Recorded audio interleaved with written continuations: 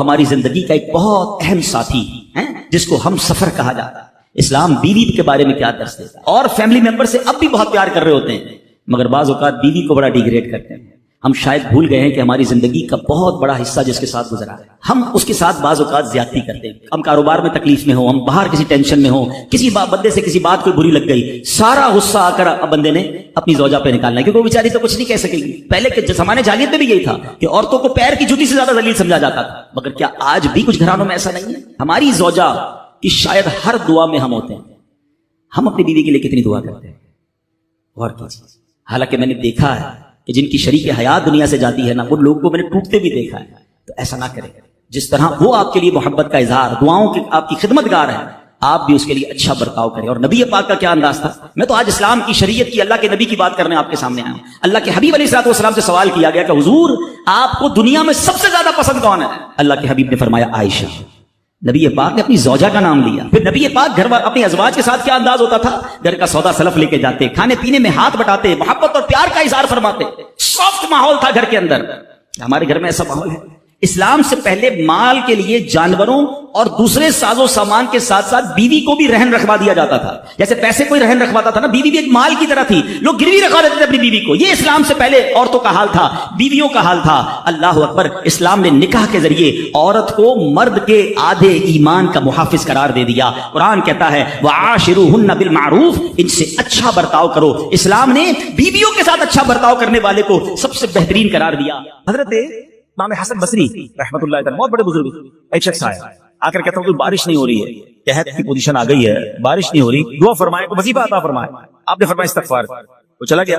اچھا ایک بزرگ بیٹھے تھے ان کے پاس، حضرت ربیع بن صبی رحمۃ اللہ، وہ دیکھ رہے تھے۔ دوسرا بندہ آیا، کہتا حضور تنگ دستی ہے، کاروبار میں ڈاؤن ہے، رزق میں تنگی ہے۔ آپ نے فرمایا استغفار کرو۔ تیسرا شخص آیا، کہتا حضور اولاد نہیں ہو رہی ہے، اصول اولاد کے لیے وظیفہ لینا ہے، فرمایا استغفار کرو۔ چوتھا بندہ آیا، وہ کہتا ہے کہ حضور میرے باغ میں فصلوں میں پیداوار کی کمی ہے، فرمایا استغفار کرو۔ حضرت ربیع بن صبی کہتے ہیں حضور پہلا بندہ الگ پرابلم لے کر آیا، دوسرا الگ، تیسرا الگ، چوتھا الگ، چاروں کو ایک ہی دوائی، چاروں کو ایک ہی وظیفہ، استغفار استغفار۔ ہائے ہائے، بڑوں کی بڑی بات ہے۔ قرآن میں بھی پڑھتا ہوں، قرآن آپ بھی پڑھتے ہیں، مگر دیکھو اللہ والے کیسے پڑھتے ہیں۔ کیا خوبصورت جواب دیا آپ نے۔ آپ فرماتے ہیں سورہ نوح پارہ 29 آیت نمبر 10 سے 12 کی آپ نے تلاوت فرمائی۔ اب ذرا قرآن سنیے گا۔ بسم اللہ الرحمن الرحیم، استغفروا ربکم انہ کان غفارا یرسل السماء علیکم مدرارا ویمددکم باموال وبنین ویجعل لکم جنات ویجعل لکم انہارا۔ سبحان اللہ، ذرا سنیے گا، اپنے رب سے معافی مانگو۔ استغفروا ربکم انہ کان غفارا، بے شک وہ بڑا معاف کرنے والا ہے، آپ نے دے گا عطا۔ کیا فرمائے گا؟ یرسل السماء علیکم مدرارا، وہ تم پر موسلا دھار بارش بھیجے۔ وَيُمْدِدْكُمْ بِأَمْوَالٍ وَبَنِينَ وَيَجْعَلْ لَكُمْ جَنَّاتٍ وَيَجْعَلْ لَكُمْ أَنْهَارًا، فرمایا اور مالوں اور بیٹوں سے تمہاری مدد فرمائے گا، اور تمہارے لیے باغات بنا دے گا، اور تمہارے لیے نہریں نے بنائے گا۔ باغات بھی بڑھ رہے ہیں، اولاد بھی عطا ہو رہی ہے، مال بھی بڑھ رہا ہے، بارش بھی ہو رہی ہے۔ اس چیز سے استغفار سے، استغفار یہ آپ کے بہت سارے پرابلمز کا حل ہے، مسائل کا حل ہے۔ بس اپنی زبان استغفار سے تر رکھیے۔ اچھا پھر اس میں تھوڑی سی شرمندگی، ایسا نہیں کہ استغفار بھی ہو رہا ہے اور دماغ کہیں اور ہے، مسکرا بھی رہے ہیں، ہنس بھی رہے ہیں اور استغفر اللہ، کسی سے معافی مانگتے ہوئے ہنستا ہے کیا بندہ؟ استغفر اللہ ربی من کل ذنب واتوب الیہ، یا اللہ میں اپنے سارے گناہوں سے تجھ سے معافی مانگ رہا ہوں۔ بہت سارے استغفار کے سیکھے ہیں، استغفر اللہ العظیم من کل ذنب عظیم، اے اللہ میں تجھ سے استغفار کرتا ہوں، وہ رب جو بہت عظیم ہے، اپنے سارے بڑے گناہوں سے میں استغفار کرتا ہوں۔ الگ الگ الگ سیغوں سے اللہ کی بارگاہ میں استغفار کریں، ہو سکے تو کبھی گناہ یاد آئیں تو آنسو بھی بہ رہے ہوں، مگر یہ استغفار اللہ کو بڑا پسند ہے، معافی رب کو بہت پسند ہے۔ ابو اللیث سمرقندی رحمۃ اللہ تعالی لکھتے ہیں پچھلی قوموں میں ایک شخص تھا، اس نے بہت گناہ کیے تھے۔ ایک بار اس نے اپنی پچھلی زندگی کے بارے میں سوچا، گناہوں کے بارے میں غور و فکر کیا تو اسے شرمندگی ہوئی۔ اس نے نادم و شرمندہ ہو کر 3 مرتبہ کہا اللہم غفرانک، اللہم غفرانک، اللہم غفرانک، اے اللہ تیری بخشش، اے اللہ تیری بخشش، اے اللہ پاک تیری بخشش۔ اسی لمحے اس کو موت آ گئی اور اللہ پاک نے اس کی بخشش فرمائی۔ آئیے ہم بھی پڑھ لیتے اللہم غفرانک، اللہم غفرانک، اللہم غفرانک۔ استغفار کرنا، توبہ کرنا، گناہ یاد کر کے شرمندہ ہونا، یہ اللہ کو کتنا پسند ہے۔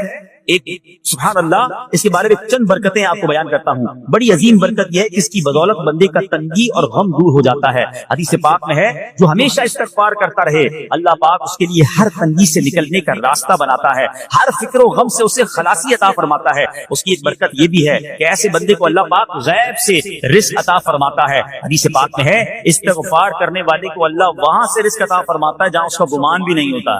اتنی مہنگائی ہے, اتنی مشکلیں ہیں, اتنی تنگی ہے, لوگ قرضے میں ہیں, کبھی ادھر جاتے ہو کبھی ادھر جاتے ہو. ارے بھائی سب کے پاس جاتے ہو, رب کے پاس کیوں نہیں جاتے؟ استغفار کرنا شروع کر دو, فرمایا ادھر سے روزی دے گا جہاں تمہارا گمان بھی نہیں جائے گا. اس کی برکت سے اللہ پاک دلوں کے زنگ کو دور فرماتا ہے. آئیے پیارے اسلامی بھائیوں, اللہ کو معافی مانگنا, دل سے پکارنا کتنا پسند ہے. میں آپ کو ایک بہت ہی خوبصورت واقعہ بتاتا ہوں, اور یہ واقعہ ہے حضرت موسیٰ علیہ نبینا علیہ السلام. اللہ پاک نے حضرت موسیٰ علیہ نبینا علیہ السلام نے ایک بار اپنی مناجات میں عرض کیا یا اللہ یا رب. اللہ پاک کی طرف سے جواب آیا لبیک یا موسیٰ. آپ نے عرض کیا اللہ تو میرا مالک ہے, تو خالق ہے, میں تو تیرا بندہ ہوں. ارشاد ہوا مجھے یہ پسند ہے کہ جب مجھے کوئی میرا بندہ یا رب پکارے تو میں اسے لبیک کہہ کر جواب.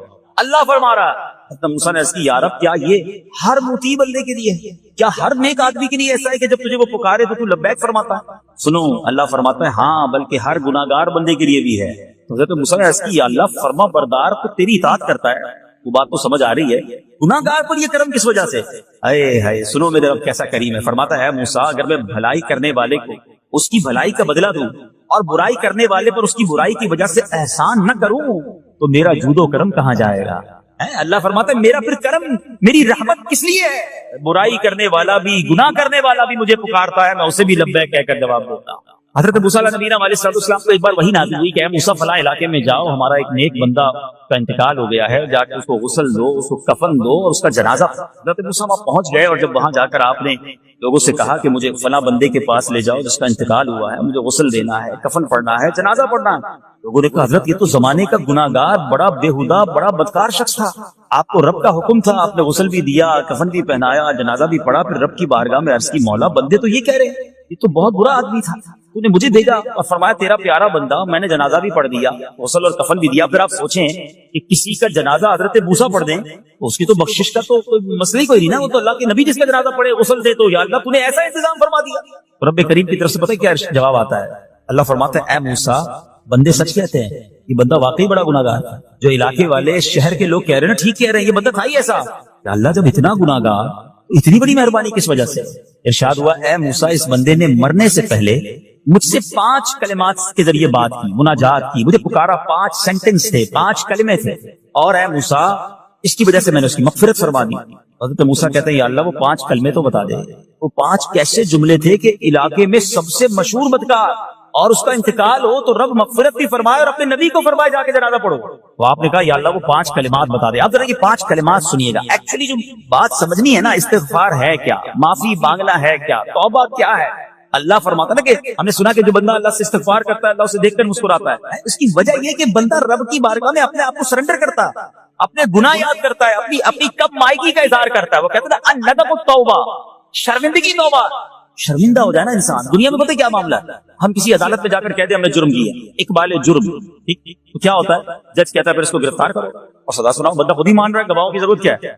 دنیا کی عدالت میں اقبال جرم پر سزا ملتی ہے. میرے رب کی رحمت کی عدالت دیکھو, بندہ وہاں جا کر اقبال جرم کر لے, شرمندہ ہو جائے, معافی مانگ لے, اللہ اس کے سارے گناہ معاف فرما دے. یہ فرق ہے دنیا والوں میں اور رب کی عدالت میں. سبحان اللہ. وہ حضرت موسیٰ کہتے ہیں یا اللہ وہ 5 کلمے بتا, اور بتائے گئے تو وہ 5 کلمے سنیے گا ذرا. وہ بندہ کہتا ہے مرنے سے پہلے اے رب تو جانتا ہے میں نیکوں سے محبت کرتا ہوں اگرچہ خود نیک نہیں. یا رب تو جانتا ہے میں فاسقوں سے بغض رکھتا ہوں اگرچہ میں خود فاسق نہیں. سمجھ رہے بات؟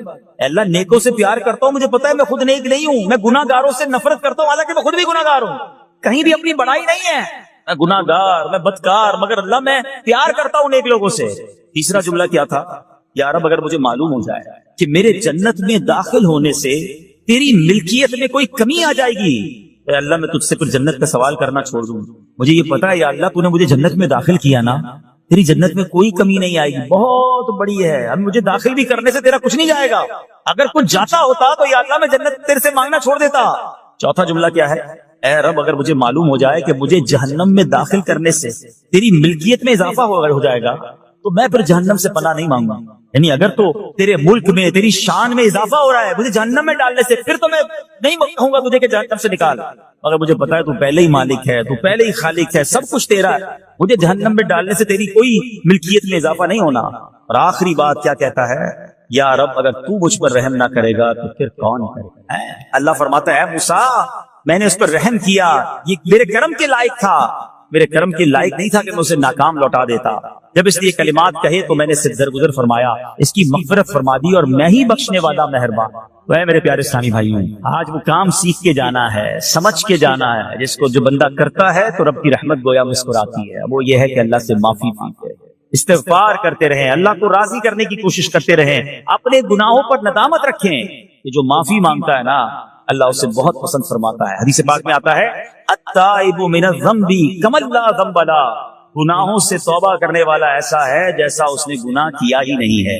اچھا ایک اور بہت پیارا عمل جس کو دیکھ کر اللہ مسکراتا ہے، وہی میں نے تفصیل بتائی کہ اللہ کی رحمت راضی ہو جاتی ہے اور اللہ کی رحمت برستی ہے، رب راضی ہو جاتا ہے.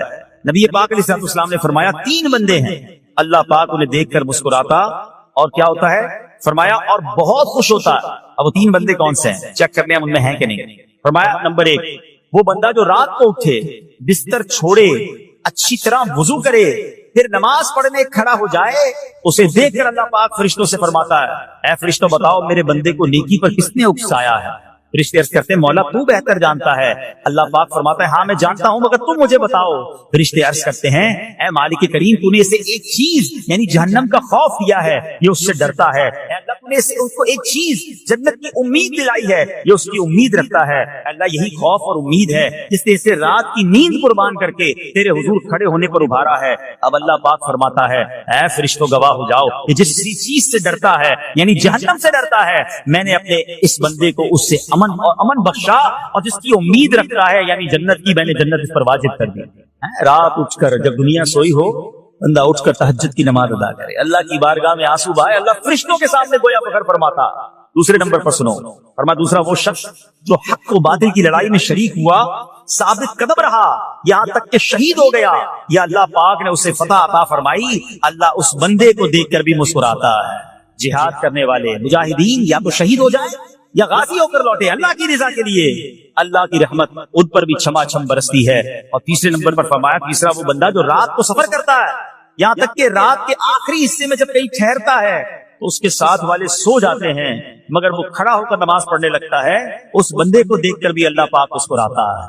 اجتماعی عبادت کے بڑے فائدے ہیں، اجتماع میں آنا، محفل میں آنا، دعا میں شرکت کرنا بہت اچھی بات، مگر اپنی عادت ایسے بھی بنائیں کہ کچھ عبادتیں ایسی کریں کہ میں جانوں اور رب جانے. یہ جو رات اٹھ کر دعا کا لطف ہے، رات اٹھ کر جو نماز پڑھنے کا لطف ہے، جب ساری دنیا سو رہی ہے اور بندہ اپنے رب کی بارگاہ میں حاضر ہے. علماء کہتے ہیں دن کے نوافل کے مقابلے میں رات کے نوافل افضل ہے، کیونکہ رات سکون ہوتا ہے، رات رکعت قلبی ملتی ہے، سبحان اللہ، رحمت الہی چھما چھم برستی ہے.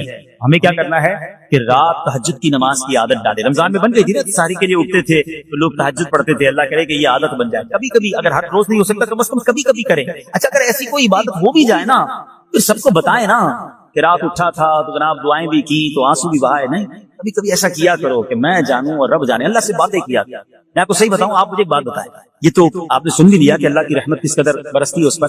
زندگی میں بھی جب کبھی ہم پریشان ہوں اور رات نیند نہ آئے، کبھی کبھی ایسا ہوتا ہے پریشانی میں نیند نہیں آتی، کروٹیں بدل رہا ہوتا ہے انسان، اور اس کروٹ بدلتے بدلتے میں آپ کی جب والدہ حیات ہوگی یا ماشاءاللہ جن کے پاس ماں موجود ہے، ماں جیسی ہستی کہاں ملتی ہے. ایک بار اور سن لو، دنیا کی بہت ساری چیزیں میرے اور آپ کے پاس ہیں جو ریپلیسیبل ہیں، جو بدلی جا سکتی ہیں. موبائل فون لیتے ہیں بڑی خوشی سے لیتے ہیں مگر نیا ماڈل آتا ہے تو لوگ بدل دیتے ہیں. سواری لیتے ہیں بڑی خوشی ہوتی ہے مگر جب نئی سواری آتی ہے تو ریپلیس بدل دیتے ہیں. ماڈل نیا آ گیا بھائی اب وہ پرانی لگتی ہے. مگر یاد رکھو ماں باپ چلے جائیں نا اس کے بعد ماں باپ دوبارہ نہیں ملتے، ان کا کوئی نیا ورژن یا نیا ماڈل نہیں ہے تو ان کی قدر کر لو، ان کی دعائیں لے لو. تو بہرحال آپ کبھی کبھی تکلیف میں ایسا ہوا ہو کہ رات کو نیند نہ آئی ہو، بے قرار ہو کر ماں کے پاس گئے، آنکھوں میں آنسو لیتے کہ ماں میں پریشان ہوں، بیمار ہوں یا قرضے میں ہوں یا فلاں پرابلم ہے. ماں نے کیا کیا؟ کروٹ بدل کر سو گئی کہ بیٹا تو جان تیرا کام جانے، یا ماں خود بھی بیدار ہو گئی، سینے لگایا اور دعا کرنا شروع کر دیا. ہم روئے تو ماں بھی روئی. یہ ہے نا ماں. میری تکلیف ایسا لگتا ہے کہ مجھے کبھی کبھی یہ فیصلہ کرنا مشکل ہوتا تھا کہ تکلیف مجھے زیادہ ہوتی ہے میری تکلیف میں